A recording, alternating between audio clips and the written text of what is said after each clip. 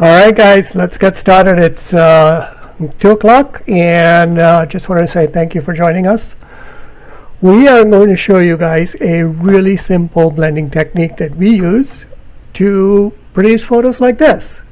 So a lot of you will recognize this image. This is in Kirk and at first glance when you look at the image you'll see that there is a lot of things going on.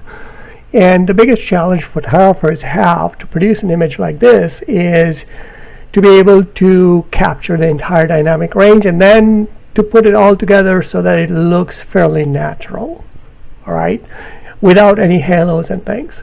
So we are here to talk about how to do that.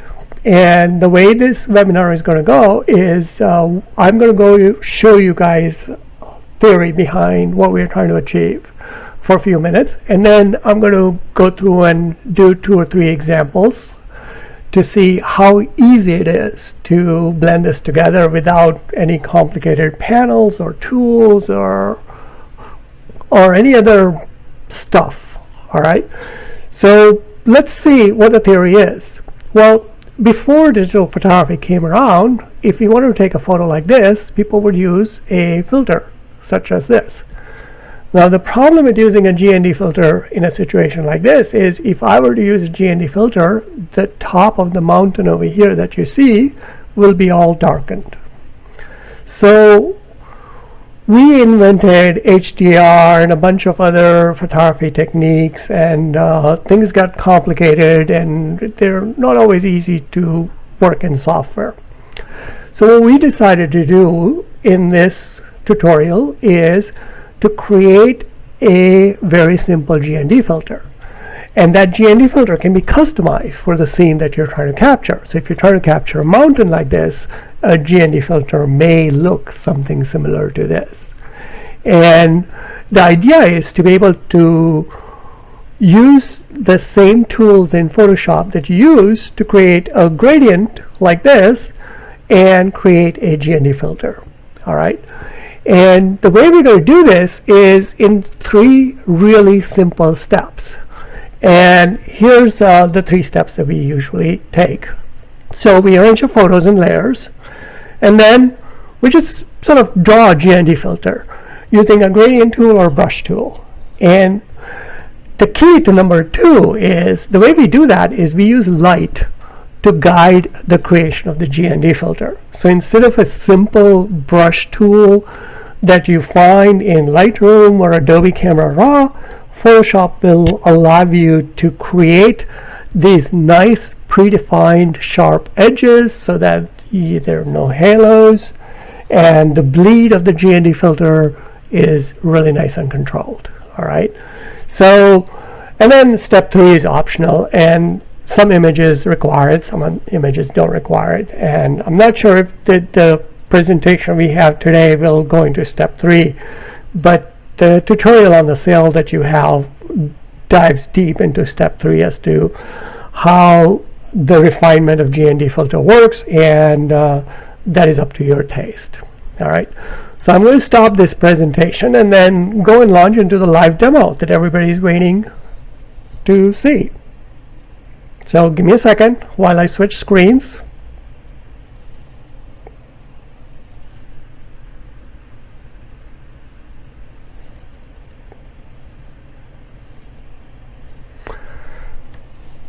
All right, so here we are. So this is first of our example, and this is already blended. So let me show you. I'm going to go ahead and delete, and I have 2 layers. One is exposed for the ground over here, another one is exposed for the sky. And what we want to do is we want to create the GND filter, which is really customized for an image like this. So we'll use the light in this image to guide the creation of GND filter. So I'm going to go ahead and first do all the steps together so you can see how simple it is, and then I'll sort of go back and provide a little bit of explanation of what happened there, and then we'll move on to the next example. I don't want this webinar or live demo to go on for hours. People have work to do, so we'll keep it short. Alright, so here we go. So first thing, I'm going to turn off this layer. I'm going to go ahead, select one of the channels, and then, oops, go back. Let me try that again. Delete the layer mask. First I'm going to create an empty mask, otherwise there's no way for me to draw anything in here. So I'm going to create an empty mask. Go ahead and select one of the channels, and then go into my empty mask and select my gradient tool from black to white and just make a bunch of gradients over here.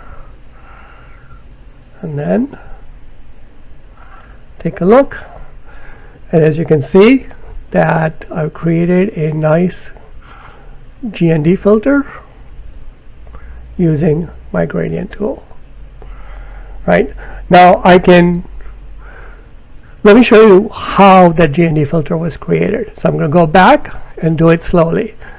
So my selection, which is based on the light in the blue channel, is going to guide creation of my GND filter. So I'm going to go on my mask, and I'm going to go ahead, and as I draw the gradient, as you can see, the filter gets more intense. Right? And this last part over here, that's where the brush tool comes in. I'm going to select the black brush, 100% opacity, make it really nice and big.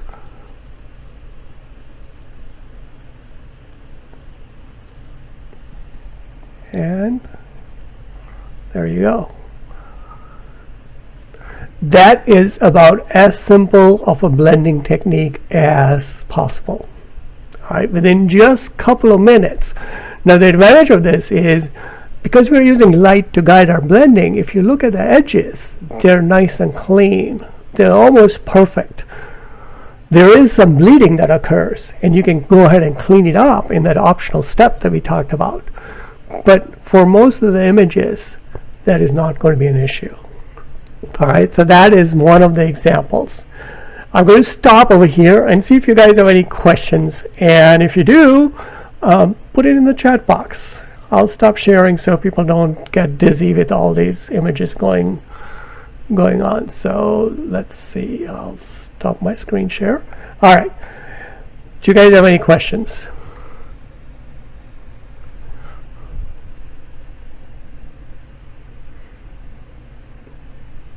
Cool, I must be better than I thought, since there aren't any questions. Alright, if you do have any questions, save them up. I will ask a couple of other times if you have any questions. Otherwise, we'll continue with our second example.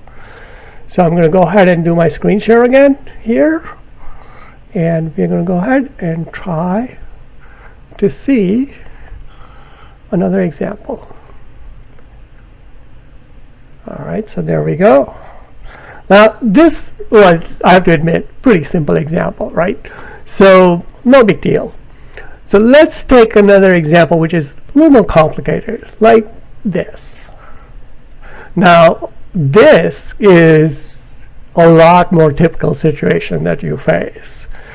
This is redwood forest in California, and as you notice that I've taken 3 exposures because the dynamic range over here was just phenomenally intense. It required me to bracket. So this one is exposure for the foliage. This is sort of mid-tones, which exposes the background and the beams of light. But still there are some overexposed areas in this intense beam of light that's coming over here. So I took the 3rd exposure to get those beams of light. Now, the same technique that I showed you guys before can be used over here. Alright, so I'm going to start by creating an empty mask in both of these cases. Then I'm going to go up here, and I'm going to use the light in this channel to guide the creation of GND filter. So I pick the light,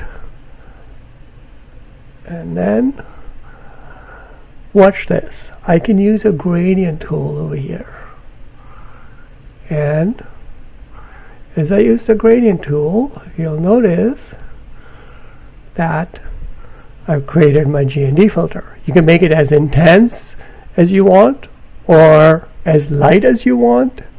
You can also come here and remove the gradient that you don't want. So let's say you don't want G&D filters in here, but you only want to restrict it in the area which is highlighted by the selection. Then you can go ahead and use your brush tool. Instead of black, just put the white brush, and you can get rid of all the ones that you noticed. But notice that by using the light, what we are doing is we are preserving the edges of how the blend occurs. So you can see the outline of the trees, you can see the outline of the beams of light.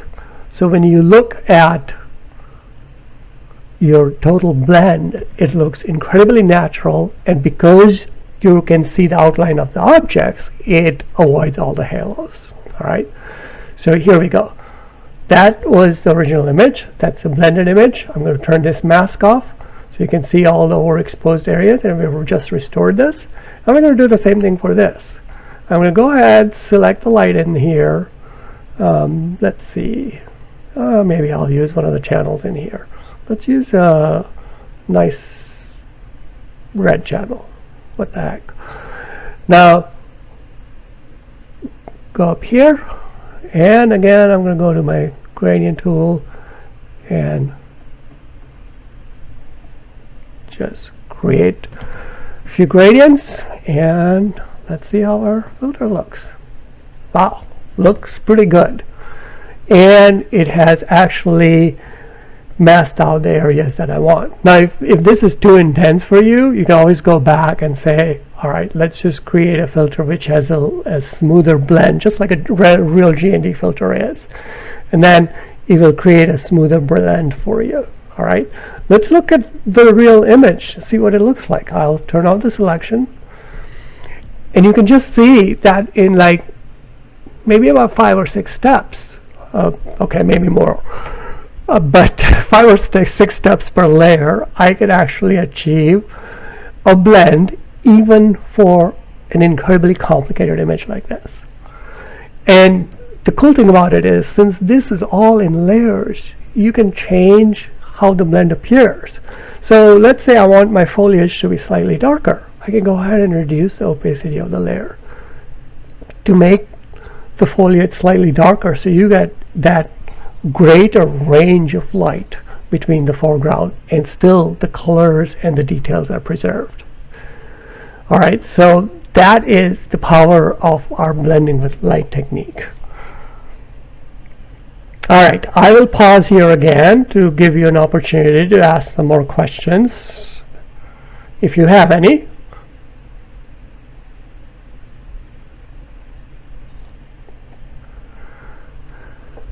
All right, any questions?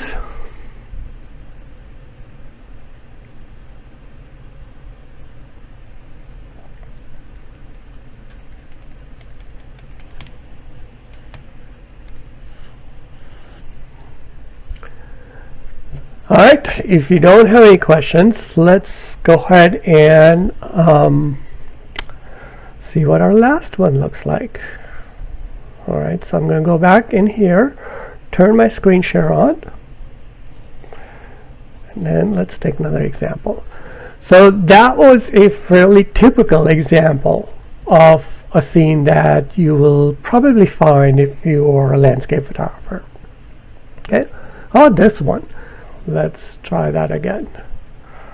Start from the beginning. All right, so I have 3 images over here, and like I provided explanation of what I'm doing, so let's go with the blend over here. First is to create empty masks. My second thing is to be able to select this for a light channel, and I'm using red color for that because the light is most intense in there and it's skewed towards red. And I'm going to use that selection to guide my blend. And the way I'm going to do that is just use a brush in here. And I want to use this. Oh, you got to use a black brush. And you want to use this portion of the sky. And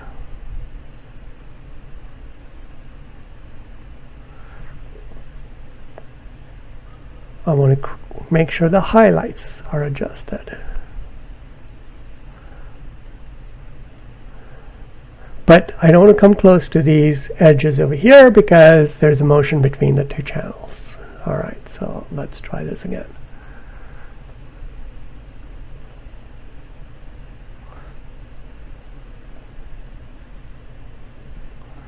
So there we go.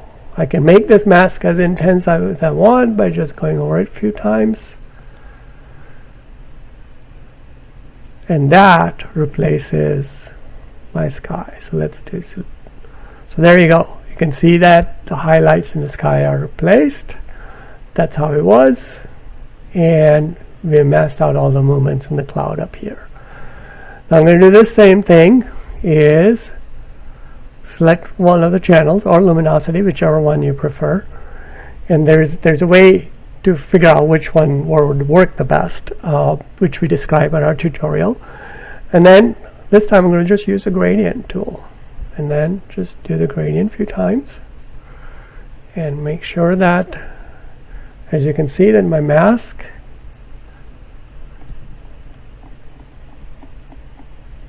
is nice and sharp, and the mask has bled into the foreground, and I'm going to erase that bleed by just using a brush tool.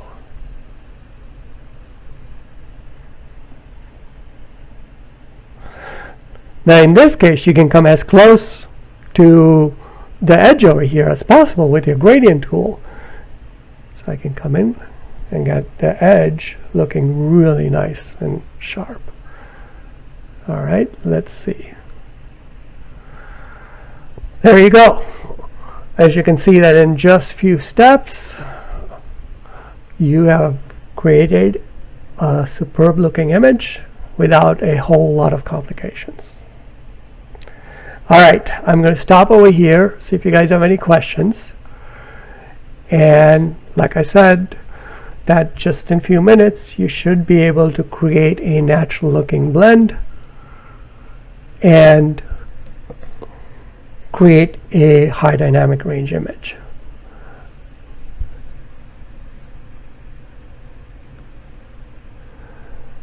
Awesome. Any questions?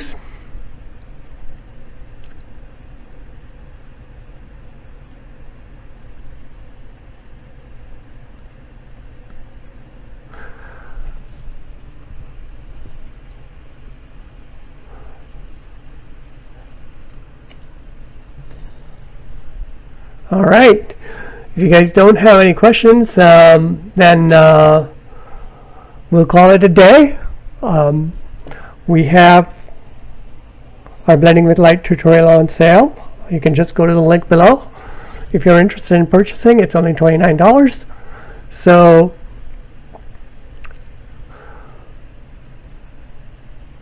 let me know. If you have any questions, send us an email. Otherwise, have a great time, happy shooting, and hopefully you guys will be able to produce this on your own.